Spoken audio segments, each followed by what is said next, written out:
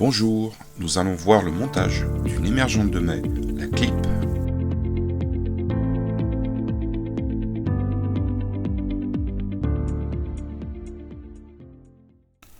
Alors, on va monter cette mouche sur un hameçon numéro 10, tige longue.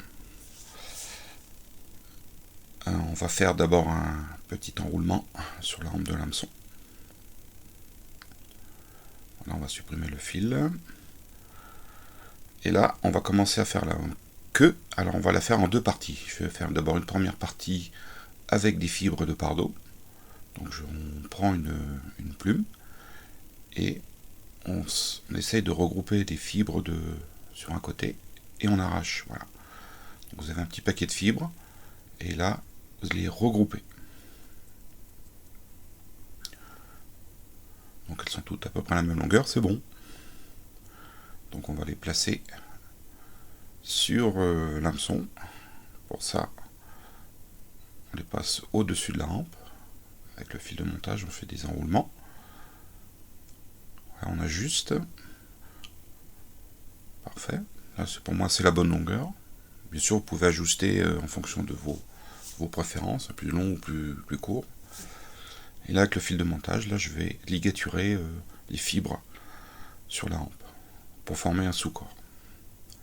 Donc, avec le ciseau, je coupe l'excédent. Je laisse juste la quantité qui va correspondre à la longueur au corps. Voilà. Comme ça, j'aurai un sous-corps toujours régulier. Je remonte vers la queue. Voilà. Et là, on va faire la queue avec la deuxième partie, c'est-à-dire avec des fibres de queue de faisan. Donc je prends ce côté. Je trouve que ça va beaucoup mieux pour faire les queues. Donc on va prendre 4-5 fibres. Pas plus. Alors là, vous voyez, j'ai coupé dans ce sens pour avoir une forme assez courbe. Voilà. C'est-à-dire que je la prends en tournant je prends l'intérieur de la plume. Donc là, je prends les fibres par son extrémité, les extrémités, et je vais les placer au-dessus des fibres de pardot. Voilà, j'attache avec le fil de montage. Voilà. Bien vérifier que vos fibres sont bien centrées au-dessus de la rampe de l'hameçon. Le fil de montage, je reviens vraiment au niveau ras de la queue de la courbure. Voilà, c'est bien au milieu. Une fois que c'est bien placé, on enroule. Alors vous voyez, quand vous enroulez, vous avez tendance à pousser un peu les fibres de l'autre côté. Vous voyez, là je les ramène. Hop. Comme ça sera bien toujours au-dessus de la rampe. Je coupe l'excédent. Et je reviens au niveau de la queue. Donc là, maintenant je vais faire pour le corps, je vais prendre un quil de pan. Et je vais les barber. Donc essayez quand même de choisir un quil assez large, parce que c'est une mouche de mai, donc ça c'est gros. Donc tous les quils n'ont pas la même largeur, donc ça vaut de les sélectionner. Donc vous avez un côté avec les petites fibres, les petites barbules, et un autre sans. Donc là, avec l'ongle, vous ébarbez. Alors si vous avez pas d'ongle, ou si vous n'y arrivez pas, vous pouvez prendre une gomme. Avec une gomme, ça fait la même chose. Voilà. Donc une fois que mon quil est à nu, je dirais. Alors ici, vous voyez, la partie utilisable, c'est environ 4-5 cm, pas plus. L'extrémité peut servir à autre chose, mais pour faire des petits corps. Alors, on va couper une partie de la partie la plus claire. Voilà. Vous voyez, la partie utile, c'est ça. Alors, il y a un côté, vous voyez ici, il y a une bande noire. Voilà. Et il va falloir qu'on place le quil de façon à ce que quand vous allez l'enrouler, cette bande noire apparaisse. Vous voyez, de l'autre côté, il n'y a pas de cette bande noire. Donc, on va aller placer le quil sur le corps de l'hameçon. Alors, pour que la bande noire apparaisse, il faut mettre le côté qui est uni face à vous. Voilà. Donc, on ligature bien.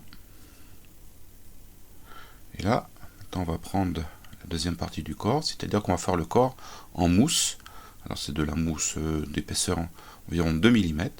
Alors il faut couper une bande, vous commencez à une certaine largeur, ici à peu près, allez, 1 mm, 1 mm et demi, un petit peu plus, et tout en avançant, on va réduire cette épaisseur pour arriver au très très fin. Voilà, vous voyez, toc. Donc on va, vous voyez, elle est en forme de fuseau. Donc c'est pour avoir un petit corps, un corps conique. Donc on va attacher cette bande de mousse par l'extrémité la plus fine. Voilà.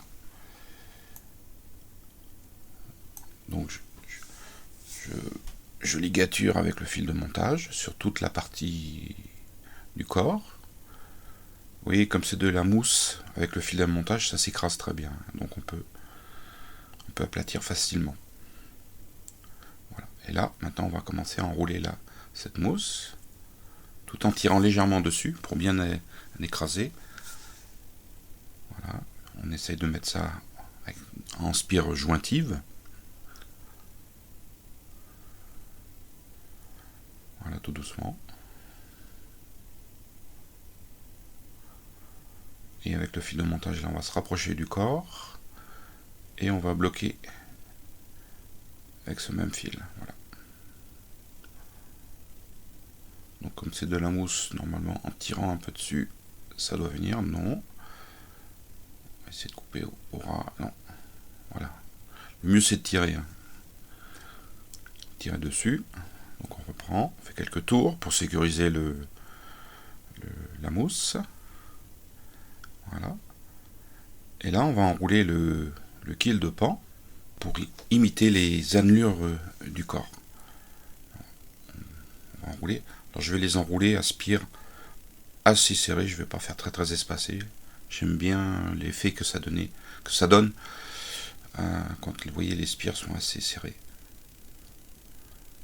Ça fait un petit côté zébré que j'aime beaucoup. Donc je bloque avec le fil de montage le kill de pan. Et je coupe. Voilà. Donc je fais des petits enroulements pour bien assurer le montage. Pour pas que ça se défasse. Et là je me positionne un petit peu sur le corps. Alors, on va prendre du dubbing. Alors là c'est un petit peu à votre choix. Moi ce que je vais prendre c'est du dubbing de lièvre, je dirais, avec des longs poils. Donc vous pouvez trouver sur notre site du lièvre poils courts, moyens ou longs. Donc je conseille le long. Donc je vais faire 2 petites mèches. Donc je commence par déjà à faire un premier dubbing loop. Voilà, je passe autour pour fermer la boucle. Je prends mon twister que je mets en attente sur le fil. Et là je prends ma première touffe de dubbing de lièvre. Donc on va faire le thorax en 2 parties. Donc on va faire la première partie, voilà, avec ce premier enroulement. Donc c'est pas la peine de bien serrer, de très torsader, il faut laisser un petit peu de marge et on enroule. Voilà. Hop, je vais me placer juste devant. Voilà. Et avec le fil de montage je bloque.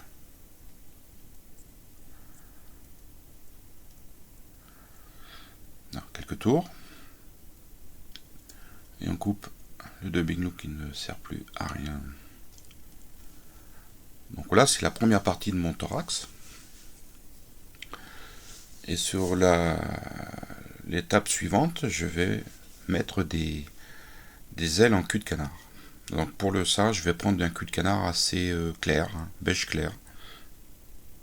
Donc je vais prendre 2 plumes de taille identique si possible, pour avoir une symétrie des ailes.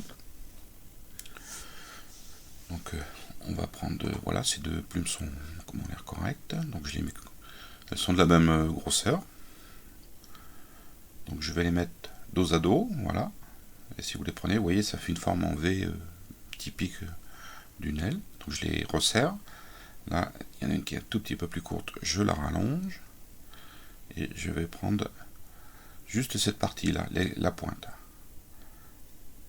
Alors, je vais les serrer, et voilà, et je vais dégager les fibres en dessous. Alors l'avantage de ça, c'est que vous allez prendre uniquement les pointes des plumes de CDC, vous allez faire une paire d'ailes, et tout le reste va être bon pour faire d'autres culs de canard. Donc vos deux plumes seront utilisées pratiquement à 100%. Donc là on va, vous voyez, je vais prendre une certaine longueur et je vais dégager les fibres pour faire apparaître le rachis. Comme ça, je vais pouvoir attacher ça plus facilement. Donc voilà, une fois que c'est bien dégagé, je vais aller les positionner sur l'hameçon.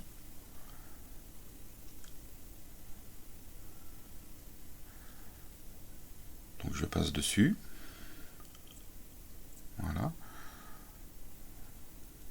Donc on sépare en tenant bien avec ses doigts, on sépare un petit peu les deux plumes pour qu'elles se mettent un petit peu de chaque côté de l'hameçon.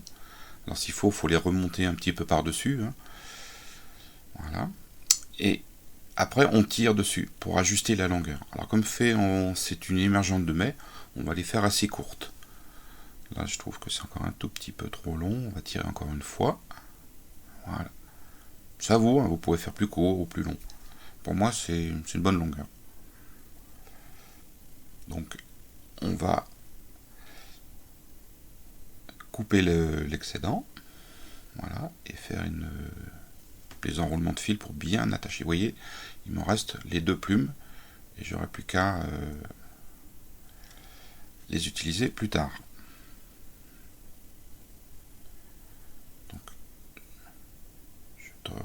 Je ligature.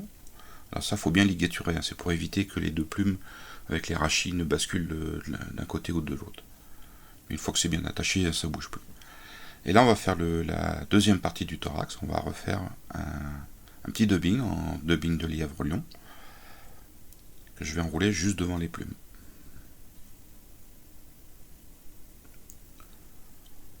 Alors faites attention de ne pas trop en mettre, hein, c'est parce qu'on n'a pas beaucoup d'espace. Il n'y a pas beaucoup d'espace, il n'y a pas besoin d'en mettre beaucoup. Donc on torsade.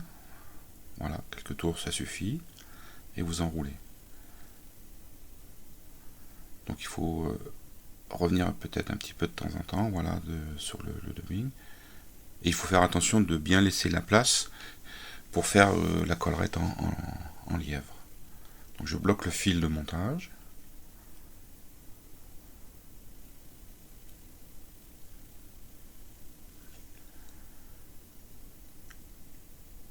Et avec les doigts, je rabats tout en arrière.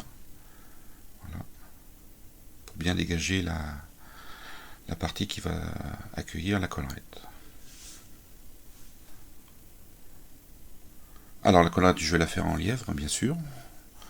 Donc vous prenez une peau. Alors ce qu'il faut pour cette mouche, on va essayer de récolter des poils de lièvre le plus long possible. Donc on va couper vraiment au ras de la peau. Alors il est important aussi, c'est de trouver une zone où les poils sont un peu courbés et ils sont bien alignés. Donc là, ça me paraît pas mal. Donc je peux vous recommander de prendre son temps. Hein, voilà. Une fois que vous avez trouvé, vous dégagez. Et là, il faut couper au ras de la peau, vraiment au ras.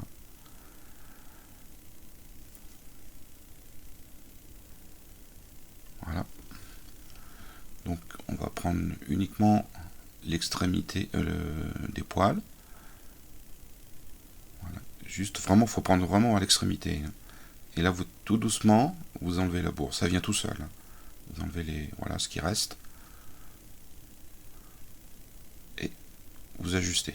Comme ça, tous vos poils sont à la même longueur. Alors, il est important, oui, vous voyez, dessous, les poils sont pas la même courbure. Donc, ceux-là, on les enlève. Voilà. Il faut que tous les poils soient de la même courbure. Vous voyez, qui partent vers le haut. Donc, je les reprends par la base. Et vous pouvez voir que c'est pratiquement à 100% bon. Donc, il y en a quelques-uns qui sont pas dans le bon sens, mais c'est pas grave. Donc, on va faire un dubbing loop. Juste devant le thorax en dubbing. Je prends mon twister, et je place les poils de lièvre avec la courbure, avec les pointes qui partent vers le haut. Alors que mon twister, je tire dessus, le crochet va se fermer et ça va emprisonner les, vous voyez, les poils de lièvre qui ne bougent pas. Donc là, je vais les pousser pour essayer d'avoir le maximum de longueur. Je vais quand même enlever un petit peu la base, qui est un petit peu dufteuse, je trouve. Voilà. Je vais répartir pour avoir une bonne longueur d'enroulement. J'enlève un petit peu toutes les poils qui traînent. Et j'enroule tout doucement. Alors quand vous avez des grands poils, là, il faut commencer tout doucement. Il faut torsader tout doucement. Et là, vous rabattez tout en arrière.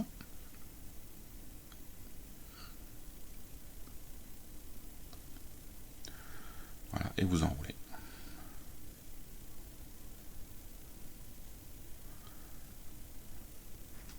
Prendre son temps, on n'est pas pressé. Belle collerette. Donc, je dirais un petit peu volumineuse, mais ça, on va éclaircir après. C'est pas un problème. Donc, je bloque le dubbing loop avec le fil de montage. Et je coupe.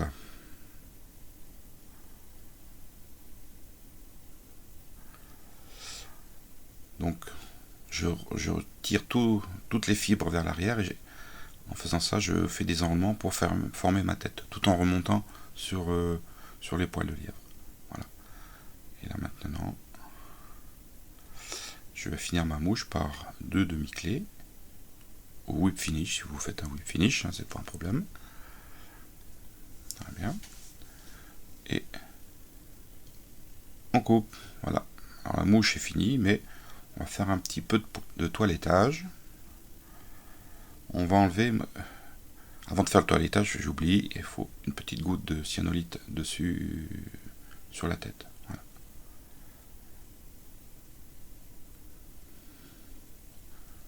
Donc là, je vais éclaircir un petit peu le dessous. Voilà, pour faire une base je dirais un petit peu plus plate. Et on va dégager un petit peu tous les poils qui sont pas, je dirais, dans le bon sens, dans la bonne courbure. Voilà, notre mouche est terminée. Donc vous pouvez faire varier les tailles, hein, 8, 10, 12 peut-être. Varier les couleurs, hein, en blanc, en crème, en marron. Donc vous avez plein de possibilités. Donc ça c'est une mouche qui va flotter assez bas, dans la bonne période des mouches de mai. Voilà. À bientôt.